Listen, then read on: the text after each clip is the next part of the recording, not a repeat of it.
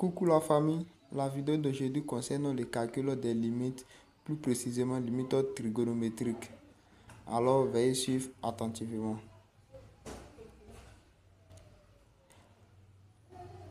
Sans plus tarder, nous allons essayer de décortiquer le premier cas. Alors solution.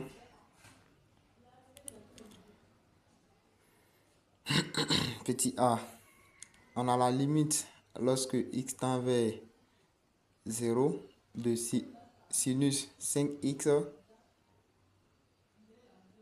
sur 2x égale. Ici, nous allons remplacer ce qui est x par 0 et le numérateur donne 0, le dénominateur aussi donne 0 également. Et lorsqu'on a 0 sur 0, ça donne une forme indéterminée. Alors, chers amis, sans plus tarder, nous allons essayer d'élever l'indéterminé. Alors, pour le faire, nous devons nous rappeler de la limite de référence qui concerne les sinus. On sait bien que la limite, lorsque x tend vers 0, de sinus x sur x est égal à 1. Ok, tant que j'écris, est égal à 1. Très bien. Donc, nous allons nous arranger à avoir cette limite de référence dans la fonction qu'on nous a donnée. Donc, on y va pour la transformation. Ici, l'astuce concerne d'avoir 5x au dénominateur. Comment faire pour avoir 5x au dénominateur? Alors, il y a une méthode plus simple pour le faire. Donc ici, nous allons faire limite lorsque x tend vers 0 de sinus 5x sur 2x. Nous allons tout multiplier par 5 sur 5, c'est-à-dire le numérateur par 5 et le numérateur aussi multiplié par 5. Voilà, en réalité ici, nous n'avons rien fait puisque 5 divisé par 5 est égal à 1.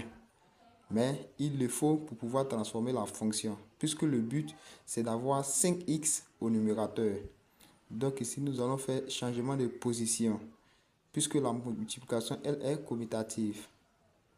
Alors, ça fait sinus, limite lorsque c'est vers 0 de sinus 5x sur 5x. Voilà, nous allons permuter le place est égal à 5 demi.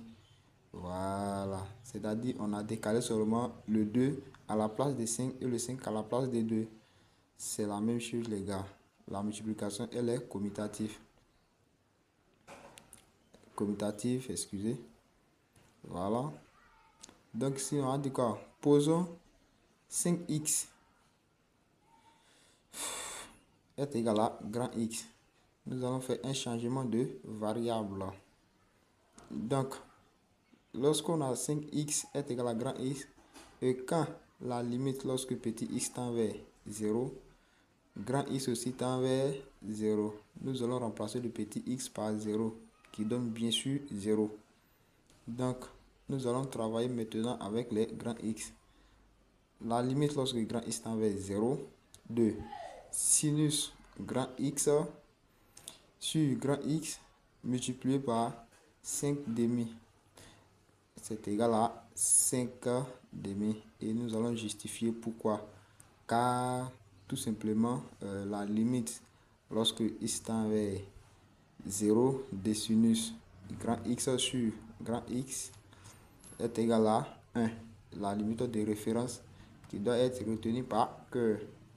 Alors, on conclut donc que la limite lorsque petit x tend vers 0 de sinus 5x sur 2x est égal à 5 demi. Likez, partagez. Merci. Bye bye. 5 demi.